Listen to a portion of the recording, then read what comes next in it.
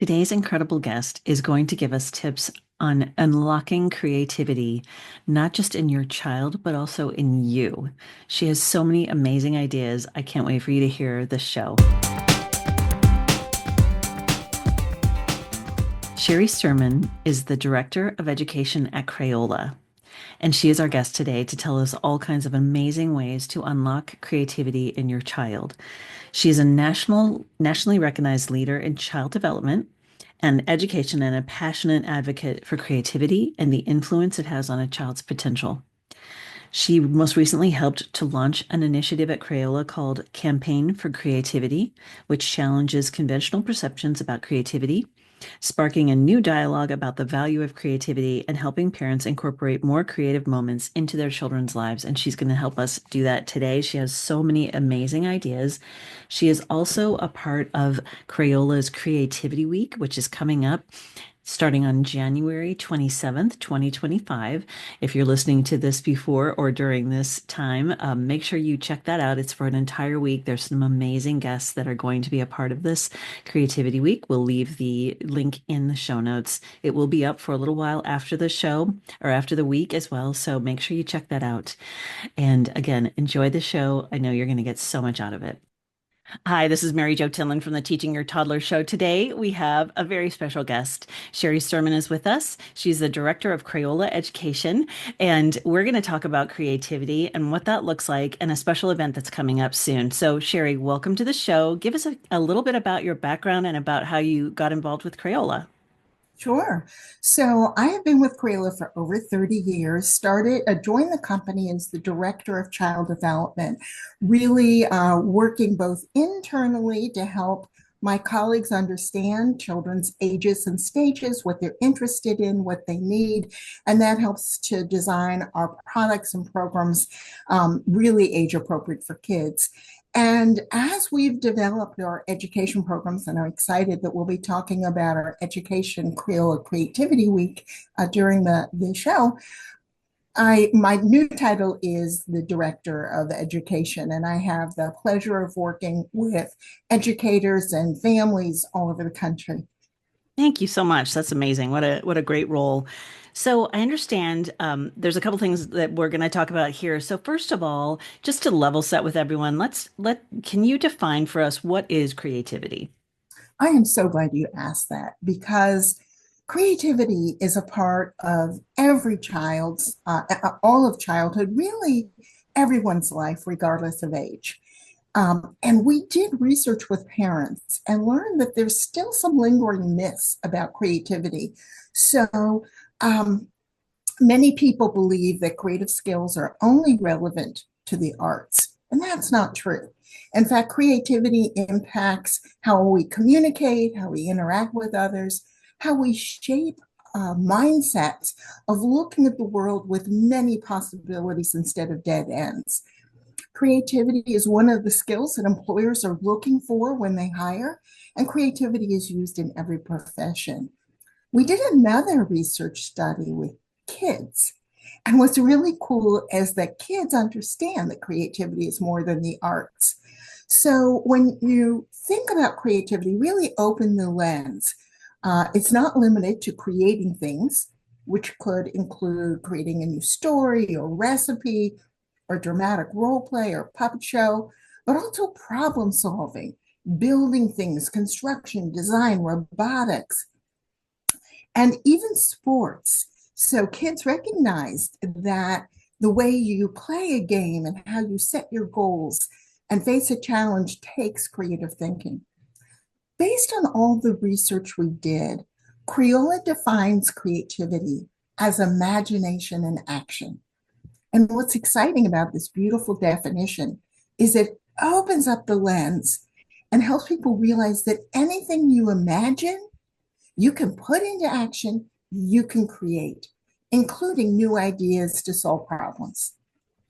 That I think it's interesting the way you just described that is because I think a lot of people just think, oh, well, you're either creative or you're not. It's one or the other. And the way you just described it with so many different ways to be involved with like sports and robotics and all the things, it's not just drawing a picture, right? There's so many things. So what are the myths about creativity that like parents maybe have in their brains about their kids or themselves even?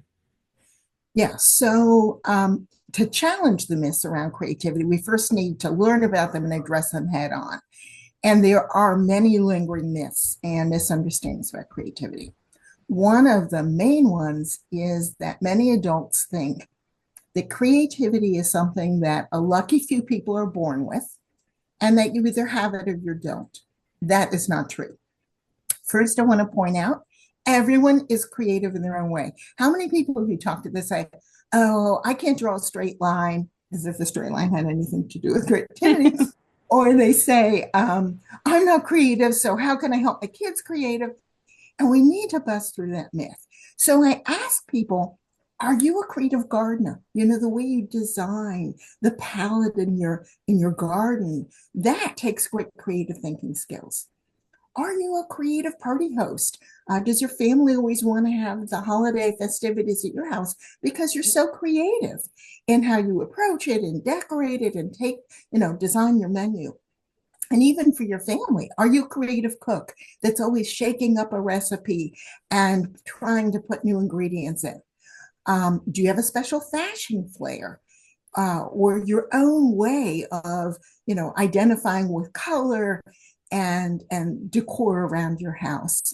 So everyone is creative, and I think when we recognize that as adults, that confidence in our creativity radiates as parents to our kids.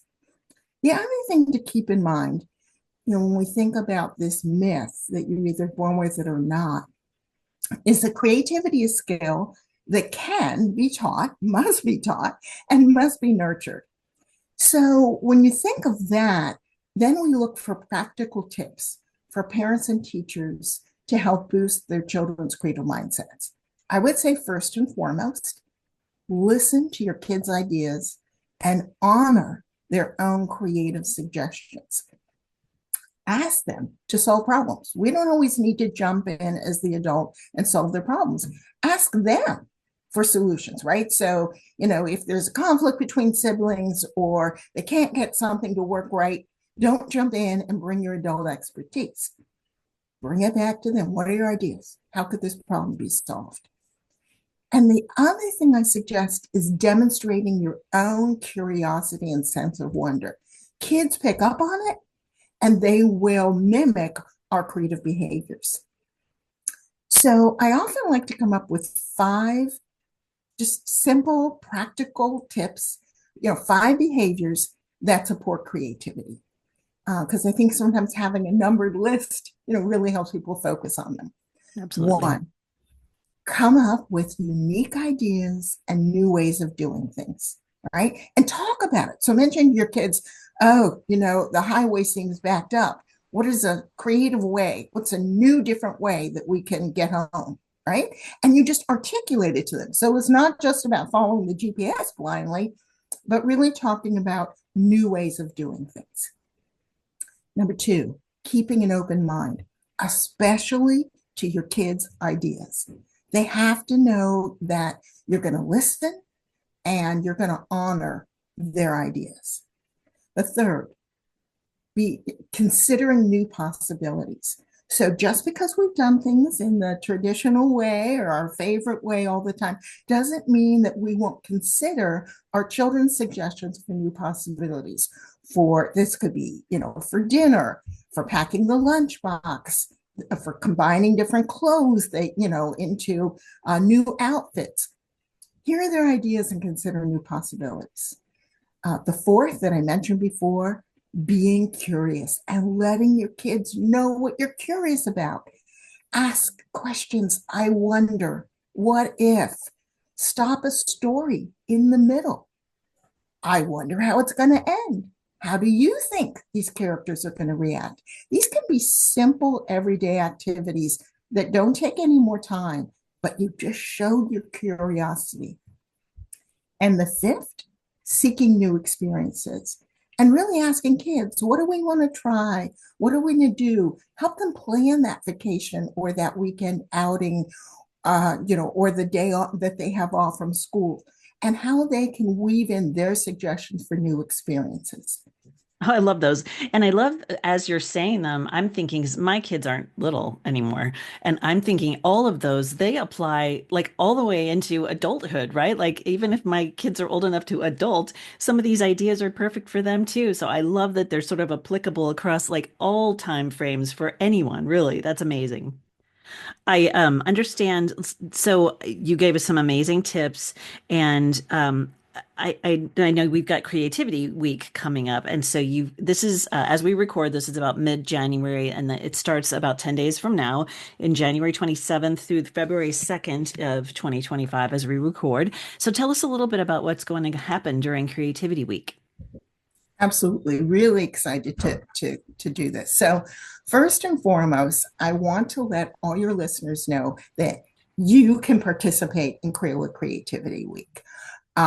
Your kids can hear firsthand from the voices of authors, artists, actors, athletes, and astronauts how creativity has led to their success. So, it is easy to register for this free program. As you said, it is going to be starting soon. So the first day is January 27th, and it goes through February 2nd. It's super easy to register. Just go to Crayola.com/creativity week. And it's a week-long event that provides everyone, parents, librarians, educators, with resources to engage kids in creative experiences. This year's theme is imagination and action. As you asked before, what is our definition? And that clearly is we want to lean into it and give people examples of how they can use that theme in their everyday life. So the program provides free videos. There's videos every day in which the author does a read aloud of their book. And then there's a video that's the hands-on daily art challenges where the illustrator of that book gives kids two different art experiences that they could do. We offer daily prizes. You get an entry. You're entered to win when you register, but also you get extra entries to win when you post the children's artwork on social media using hashtag Crayola Creativity Week. And those prizes are so much fun. Free books, free art supplies, telescopes, guitars, play materials, all donated by our partners. And really exciting opportunities. In fact, one of our partners is offering a $5,000 scholarship. It's a 529 savings program in which you can use for college, you can use, for education even before college. And so that's really exciting. That is open for families. So you can register for that when you sign up for Creativity Week.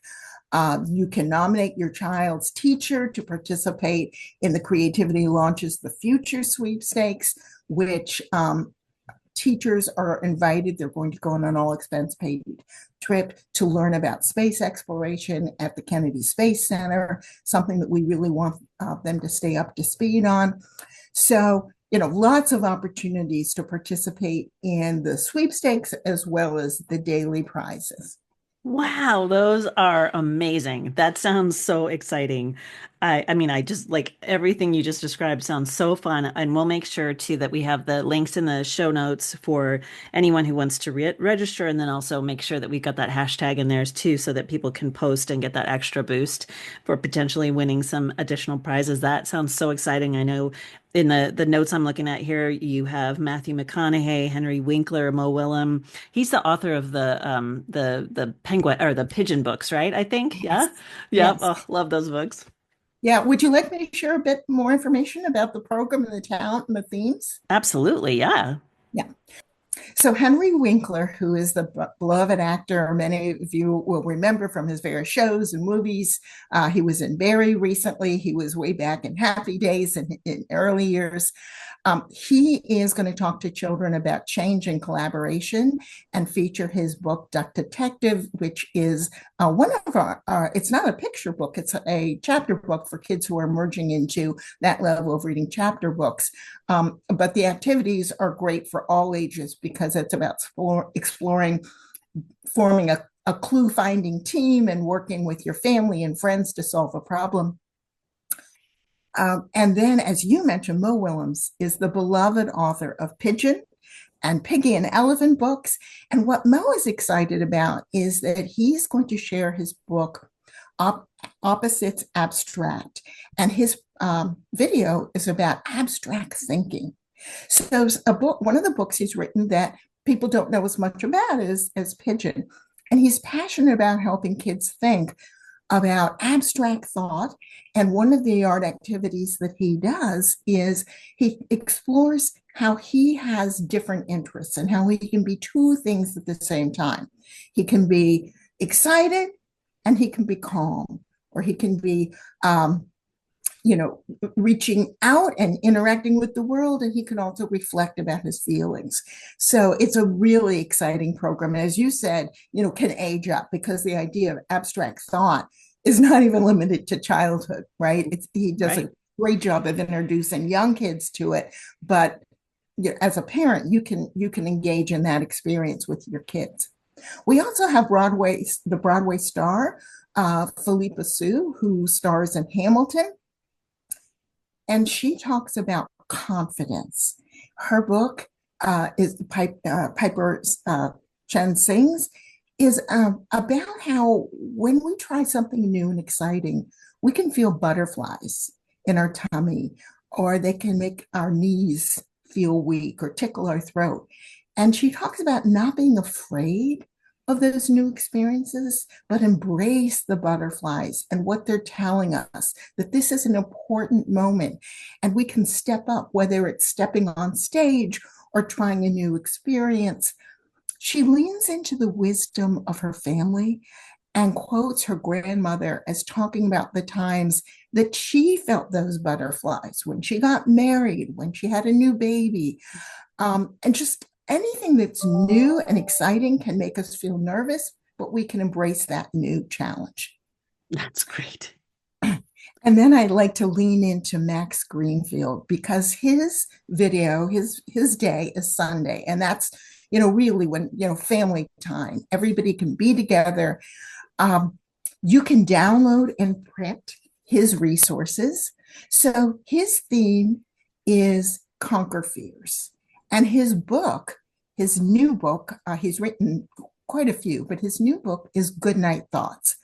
And the story really helps us think about how we can gain mastery over those scary thoughts that might keep kids awake at night. So the two activities for that day that you can download and print and enjoy with the family after watching his video where he reads the book aloud and talks about his own passion around creativity. One is Dare to Dream, where you really can change. You think about a positive dream, you think about a scary dream, and then you think about how you can gain mastery over those scary dreams. And the other is Relax and Breathe. And what I'm so excited about is it helps children think about new ways that they can self soothe and use breathing exercises and sketching and art to calm themselves. Wow. Oh my gosh. And again, like moms need to learn how to calm and quiet their minds, right? And so that works. And when you were talking about the Philippe's book, like that we have to address the butterflies in like adult life too. So I think they're all going to be helpful for both parents and children. So I just love all of these amazing ideas. So, as we said, please sign up before the January 27th start. And it does run through the weekend. February 1st and 2nd are special family days. The activities, as you say, really are designed to engage the entire family. Saturdays is around financial literacy, We feature a 19-year-old entrepreneur who started her lemonade business when she was 5 years old, and hear how her family supported her. She actually was on Shark Tank when she was 9 and received the investment from Shark Tank.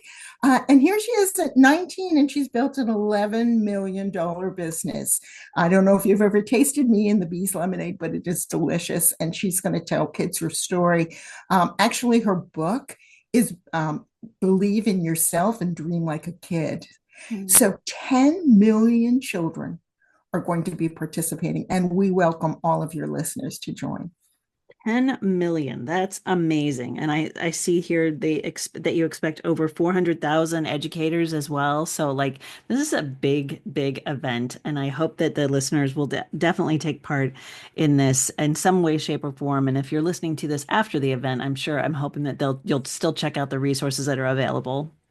Glad you mentioned that. We do keep the resources up for a month because we know, life gets in the way. You can have a snow day and the family's at home on the day, so you embrace that, but then the kids go off to school. So you can save that one for another day. So we keep them up for a month, which is a great opportunity to come back and enjoy them.